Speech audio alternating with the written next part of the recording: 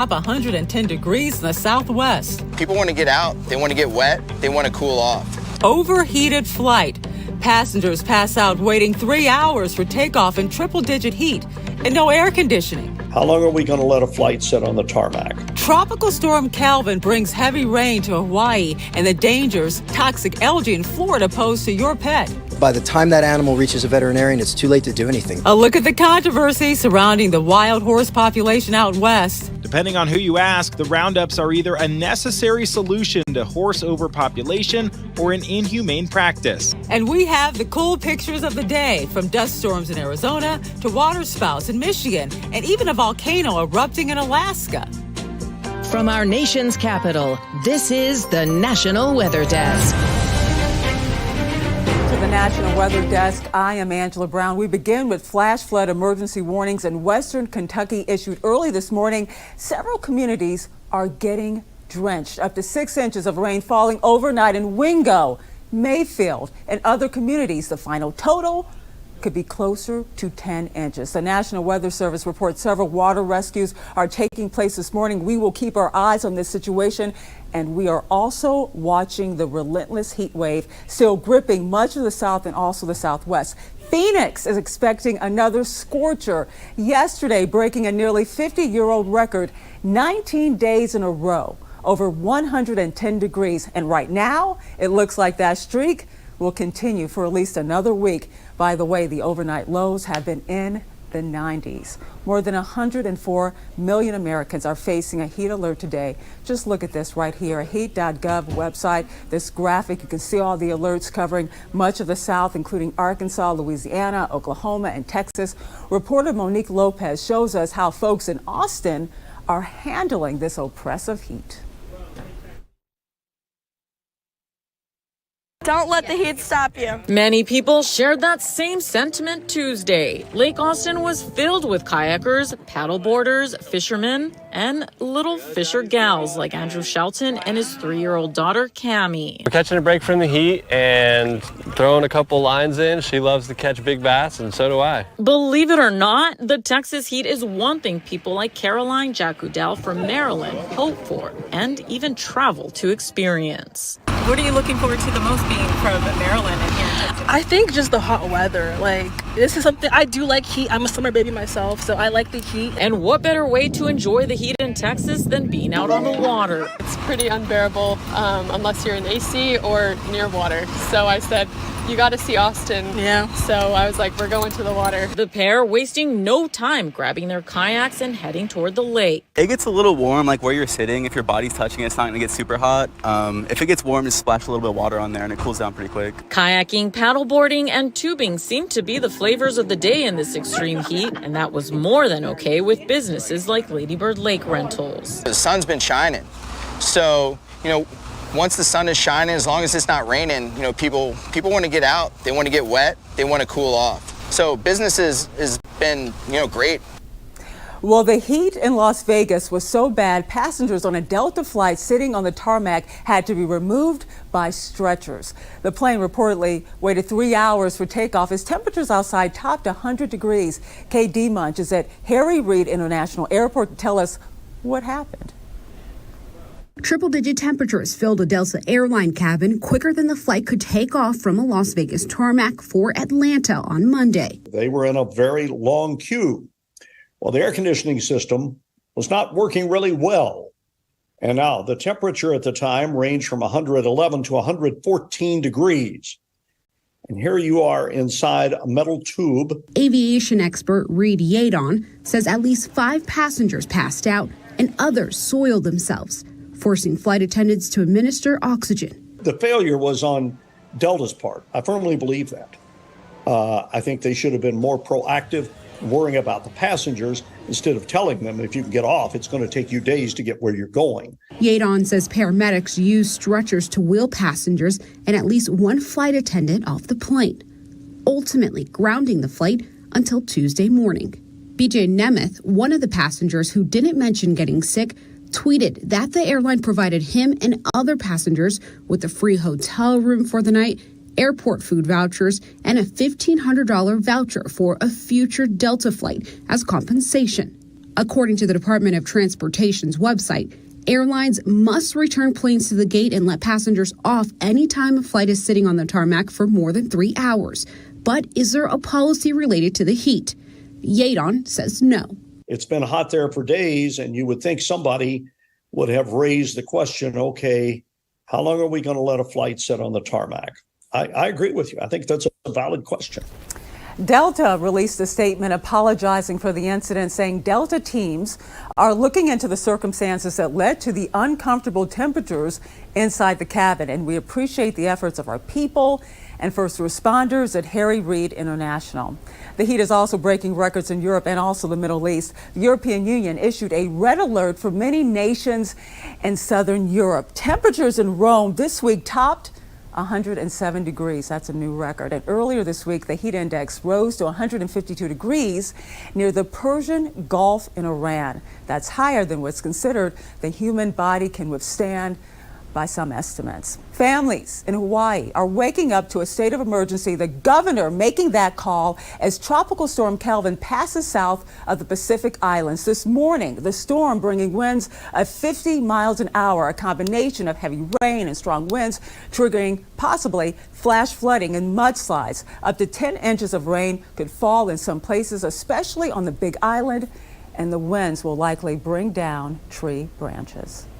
So when you get sustained 40-mile-an-hour winds, that means your gusts are into the 50 to 60 mile an hour, depending on your terrain and other factors involved there as well. So you're seeing those gust factors really going higher than our normal trade wind. And here's the latest track from the National Hurricane Center. Right now, it's near the Big Island. Kelvin is expected to weaken as it moves westward to the south of the other Hawaiian islands today and also tonight. And this right here is something you simply don't see every day. Video capturing a water spout. It formed over the Straits of Mackinac in northern Michigan. That's where Lake Michigan, Lake Huron connect. Water spouts over the Great Lakes, though, are not that unusual in late summer and early fall. That's when water temperatures are at the highest of the year.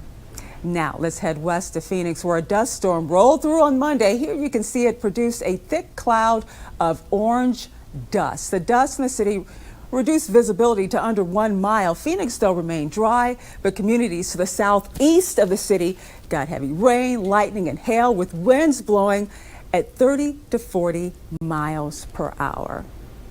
And we could be in store for some more jaw-dropping images. That's because the sail drone that captured the first ever video from inside a major hurricane was just redeployed. We're talking about the SD-1045. It deployed from Charleston, South Carolina over the weekend, along with another unmanned surface vehicle.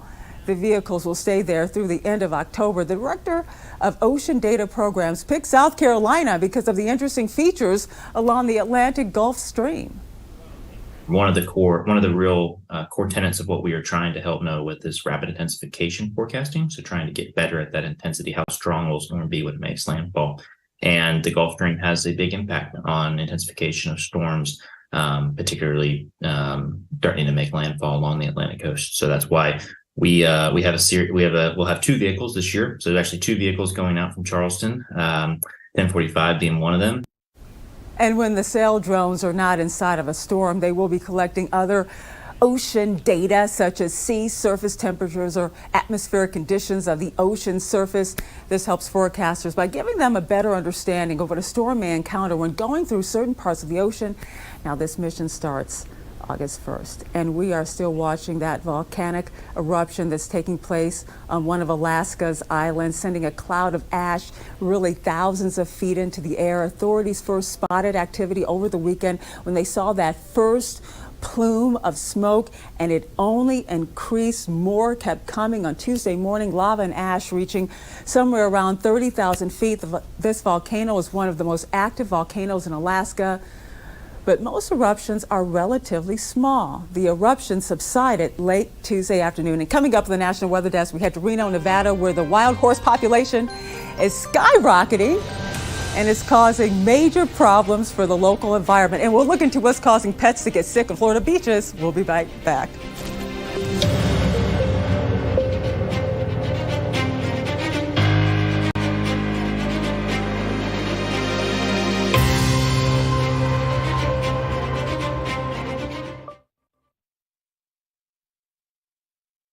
I'm meteorologist Charlie Lopresti with a look at the Northeast. Today's going to be a nice midsummer day. Look for afternoon highs running in the 80s area-wide. Last night's showers and thunderstorms, that has moved out. Temperatures this afternoon, there they are, running in the 80s. There will be some more clouds over southern New England, perhaps southern New York, southern New Jersey. I think Thursday will be another good-looking day in the Northeast. There'll be more of an onshore wind component. So we're coolest at the coastline. Our next chance for some wet weather will be on Friday. I'm meteorologist Jonathan Myers, and here's a look at the mid-Atlantic region. Up and down the 95 corridor early, especially south and east, lower Delmarva, Tidewater, Virginia could have some showers and thunderstorms left over. Into the afternoon hours, another spot shower or storm here and there coming off the mountains and moving down across Baltimore, as well as potentially even Richmond and Roanoke. And those should diminish as we head into Wednesday night. Temperatures nice and hot during the day today, up near 90. That's seen here. I'm meteorologist Vitas Reed. Here's a look at your southeast forecast highs for the day. We're looking at 91 degrees in Nashville, Birmingham, 97 degrees, 90 in Pensacola, 92 Tampa, 92 in West Palm. Looking at a few spotty showers early in the day up around Nashville. This will continue to track on down over Atlanta through the afternoon. Later in the afternoon, you'll probably get some showers and thunderstorms around Raleigh and along the coastal regions there in North Carolina. Florida, you're going to also have afternoon showers and thunderstorms clearing out through the overnight.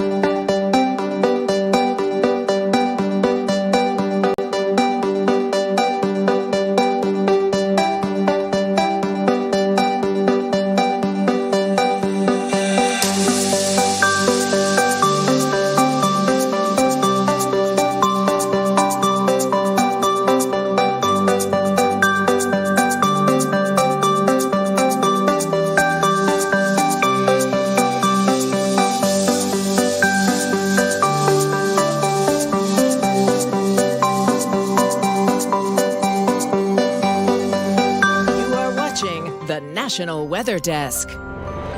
Well, pet owners are on high alert. The soaring heat is leading to an increase in blue-green algae, and that algae can be toxic for pets and even humans. Dylan Huberman is in West Palm Beach describing what the algae can do to the body. It was horrible. Karen Torciello's two golden retrievers, Sammy and Savvy, used to swim in the St. Lucie River all the time. Karen never saw the blue-green algae in the water they swam in and drank from back in 2018, but watched her dogs become violently ill, nearly dying. They were living their best lives, flouncing about, drinking, swimming, which they used to do all the time. They used to be able to go out in the river and enjoy it. And then after that, it was, a constant state of fear, anxiety. Last week, we got an up-close and personal look at Lake Okeechobee, covered in the toxic algae. We learned that the algae can spread into the canals without discharges. All it takes is boats passing through.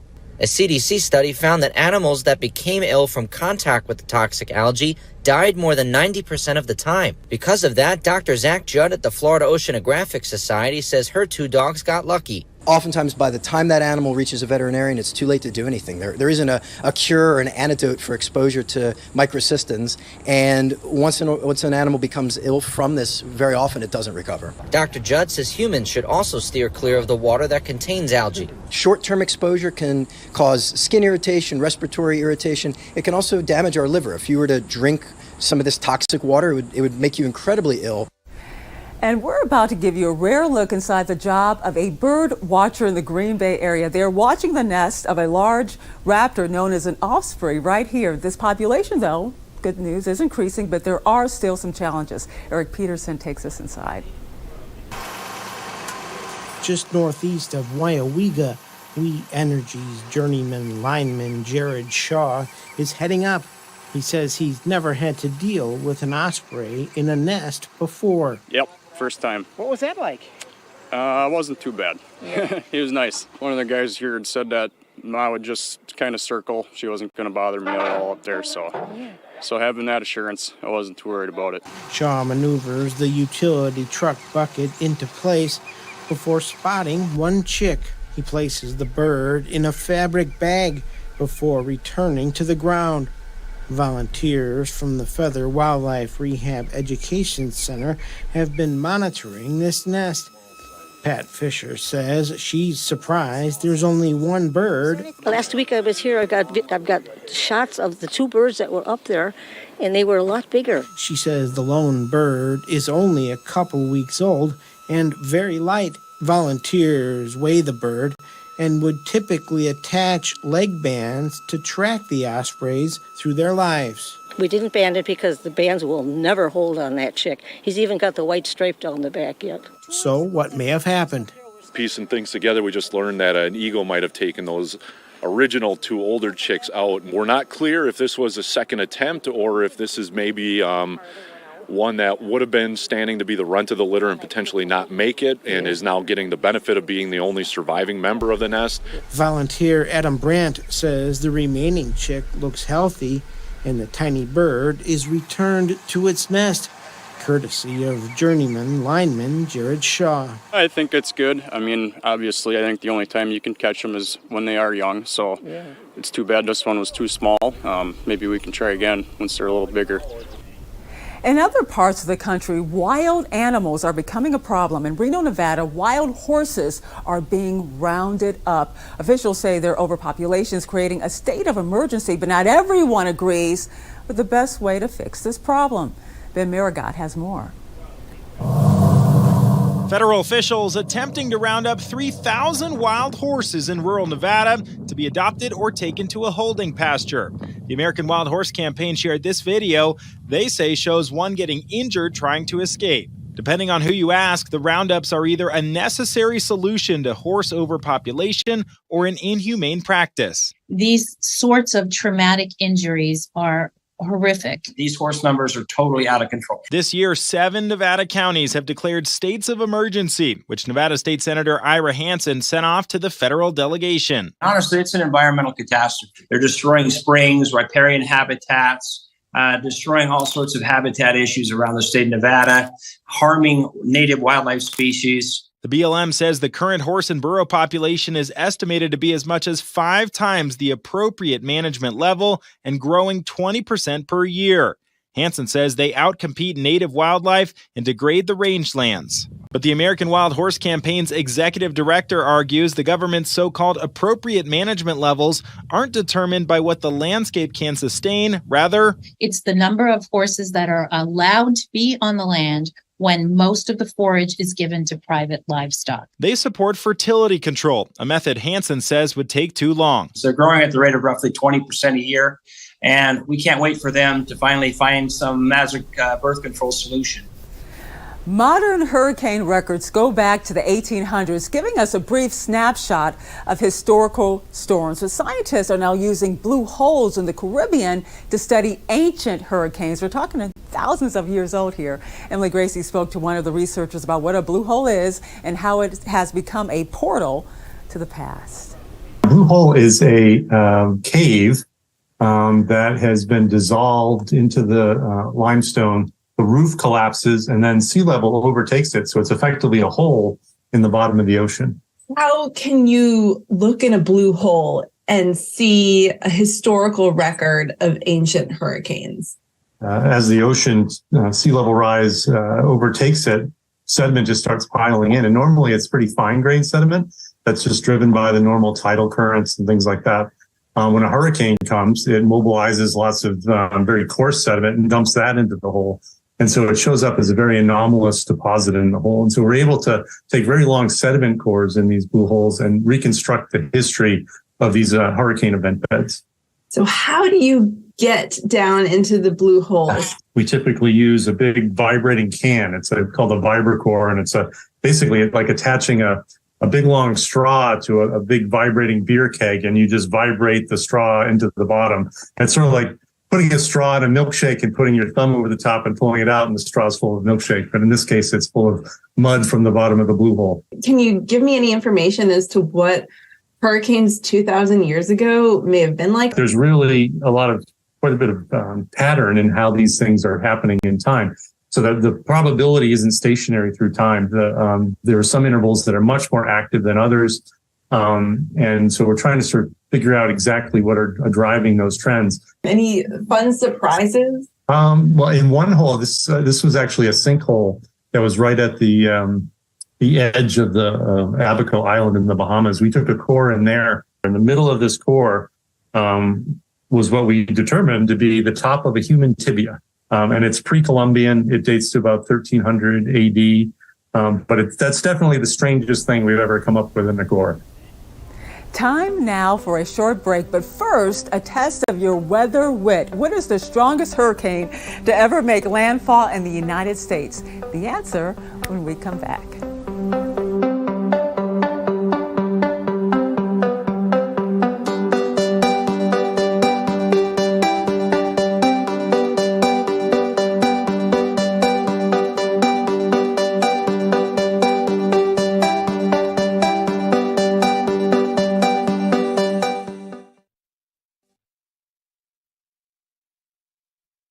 Good Wednesday morning, everyone. I'm meteorologist Andrew Buckmichael taking a look at your weather story across the Midwest. You can see this line of showers and storms today. It's a cold front. It's going to be moving its way across the Midwest. 79 for the high in Bismarck, but the rest of us all in the 80s or 90s. Heading into the day tomorrow, cools down across the plains, lower 80s, and that rain pushes its way more towards the Ohio Valley and Great Lakes.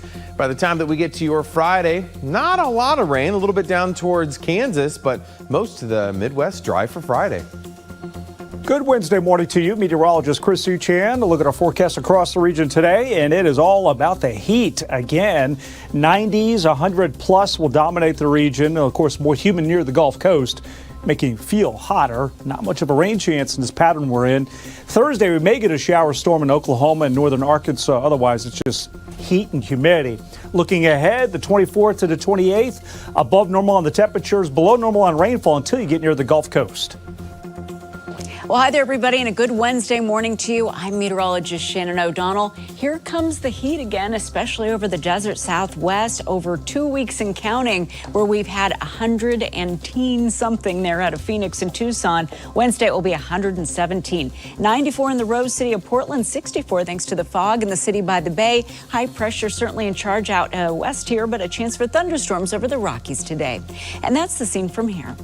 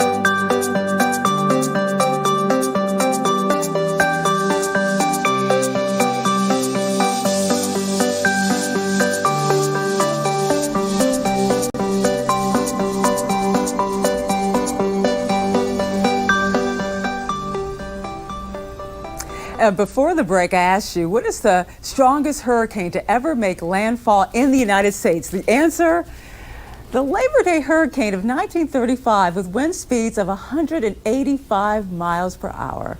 Look at that. Well, so would you know where to go if a major hurricane were to hit? Let's take a look at a recent TikTok from meteorologist Christina Ernie about where you should go if dangerous weather hits your area. Severe weather season is really starting to pick up, and you need to know your safe space, whether you're at home, work, school, or just out and about. So what kind of areas are you looking for?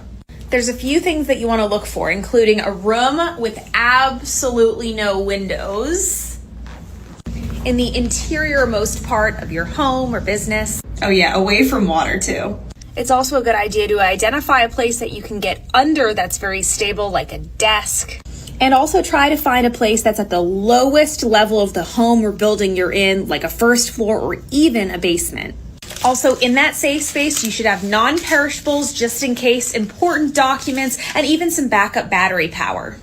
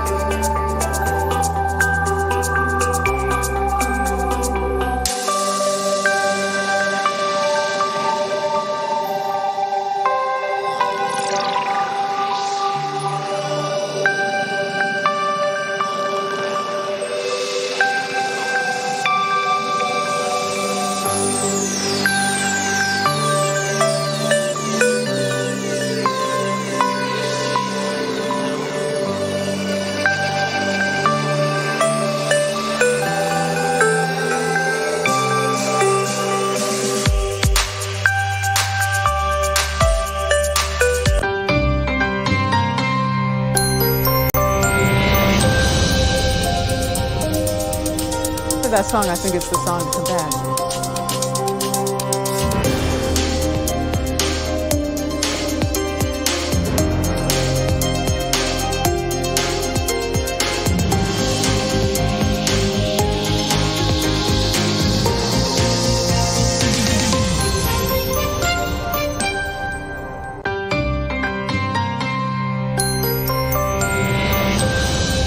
And thank you so much for joining us. Tomorrow on the National Weather Desk, we'll look into why some people are already feeling the effects of fall allergies. I'm Angela Brown. Make it a great Wednesday, and we'll see you right back here